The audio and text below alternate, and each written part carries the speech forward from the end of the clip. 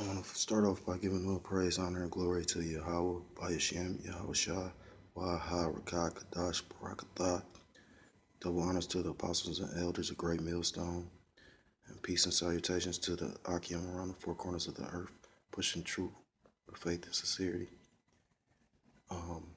Once again, another week doing a lesson. I'm doing a series called Salakia, called the Ultimate Calling of Yahweh, where basically Yahweh, by Hashem Yahushua, used different men and women to, make his will known or do his will.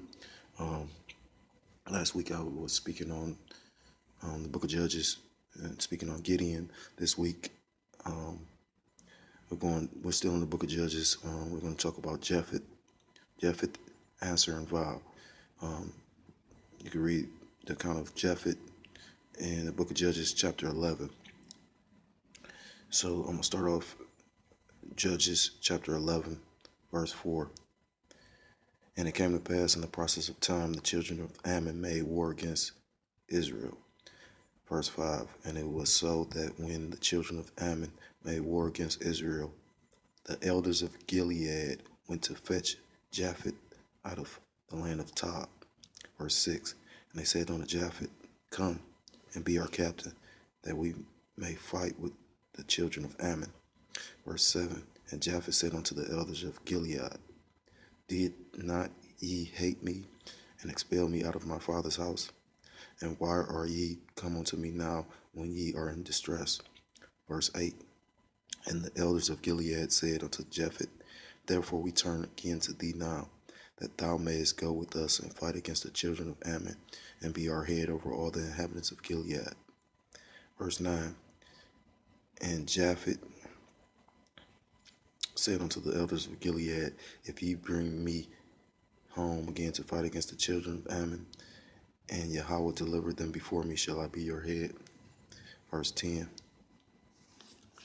And the elders of Gilead said unto Jephthah, Yahweh be witness between us, if we do not so according to thy words. Verse 11. Then Jephthah went with the elders of Gilead, and the people made him head and captain over them. And Jephthah uttered all his words before the Lord in Mizpeh. I'm going to skip to the 29th verse.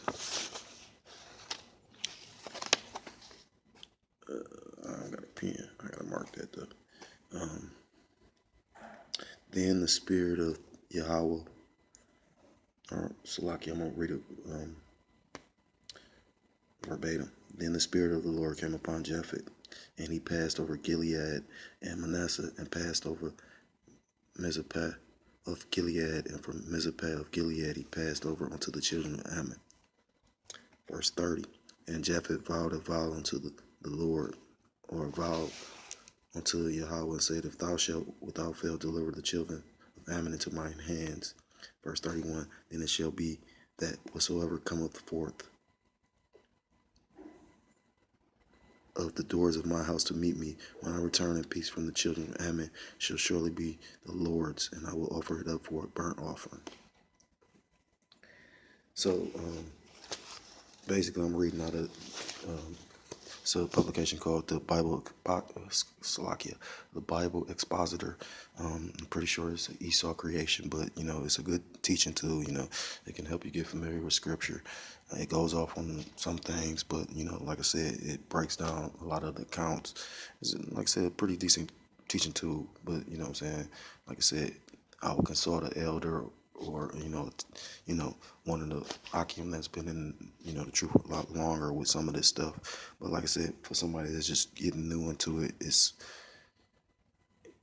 basically, like, I heard a account of one of the brothers in one of the camps, GMS Ancient of Days. He said how, like, when he was being brought up, even though his grandmother was in the Jehovah's Witness, he knew a lot of little things because of him going to service with her, because of it was a female showing him certain things out of the road. You know what I mean? Now, so he came in with that was a gift, basically, that Yahweh by Hashem Yahweh had bestowed on him, because he was kind of familiar with certain things. Not like I said, in that wacky tacky Christian church, they go off on a lot of things. But like I said, it gave him somewhat of a foundation until he got the truth. That's only given to a few. Um, so, like I said, I'm reading out of the Bible expositor and the introduction. Former enemies can become allies. It simply takes the right stimulus to bring it about. And one of the strongest stimuli is the perception that former enemies need to unite against an even greater enemy. This happens in families when quarreling siblings are suddenly confronted by a neighborhood bully. It happens in politics when feuding parties perceive a threat to national security. And it happens internationally when earnest wild foes perceive a threat to be interest. Salakia, to earnest wild foes perceive a threat to the interests of all. Sometimes the about face occurs suddenly, as when former enemies became allies in Cold War. A similar situation emerged in ancient Israel. Jephthah, a legitimate son of Gilead, was despised and driven out by his brothers. Fleeing to an obscure area, he gathered a band of misfits who preyed on the surrounding territories. But when the Ammonites invaded Gilead, tribal elders sought Jephthah as an ally. The Ammonite invasion. Judges 11:4. And it came to pass in process of time that the children of Ammon made war against Israel. The tragic cycles of Israel's spiritual experience continued after Gideon's death, which you could read about.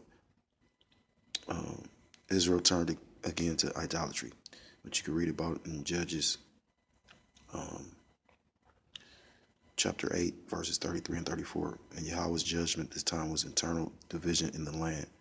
Amalek, Gideon's illegitimate son, seized power with the aid of Shechem. Judges chapter 9, 1 through 6. But his 3-year reign lapsed when his allies turned against him, and he was killed, which you can read in verses 22 through 57. After this spectacle, 2 other judges arose, Tola and Jaar, which you read in Judges 10, verse 1 through 5. But after Jair's death, Israel sank into apostasy, worse than ever, worshiping the gods of the surrounding nations. Verse 6. Yahawah judged them by subjecting them to incursions by the Philistines on the west and the Ammonites on the east. Verses 7 through 9. The text in Judges 10 gives attention first to the Ammonite threat. The Israelites' cry of desperation first brought a severe divine rebuke. Verses 10 through 14. But they then repented of their idolatry. Verses 15 and 16. And began to consider who might lead them against the Ammonites. Verse 18. They agreed that the man they chose would be the ruler over all Gilead, the Transjordan region inhabited by Reuben, Gad, and half of Manasseh. The need for strong leadership was urgent, for the Ammonites had already invaded the land, which you can read in Judges 10, verse 17, and Judges 11, verse 4. The choice of Jephthah, verse 5. And it was so that when the children of Ammon made war against Israel, the elders of Gilead went to fetch Jephthah out of the land of Tob. 6. And they said unto Jephthah, Come and be our captain, that we may fight with the children of Ammon. Verse 7. And Jephthah said unto the elders of Gilead, Did not ye hate me and expel me out of my father's house? And why are ye come unto me now when ye are in distress?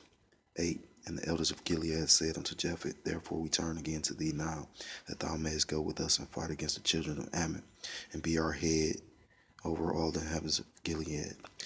Verse 9. And Jephthah said unto the elders of Gilead, If ye bring me home again to fight against the children of Ammon, and the Lord deliver them before me, shall I be your head? 10. And the elders of Gilead said unto Jephthah, The Lord be witness between us, if we do not so according to thy words. Verse 11. Then Jephthah went with the elders of Gilead, and the people made him head and captain over them. And Jephthah uttered all his words before the Lord in Mizpeh. The elder's invitation, Judges 11, 5 and 6.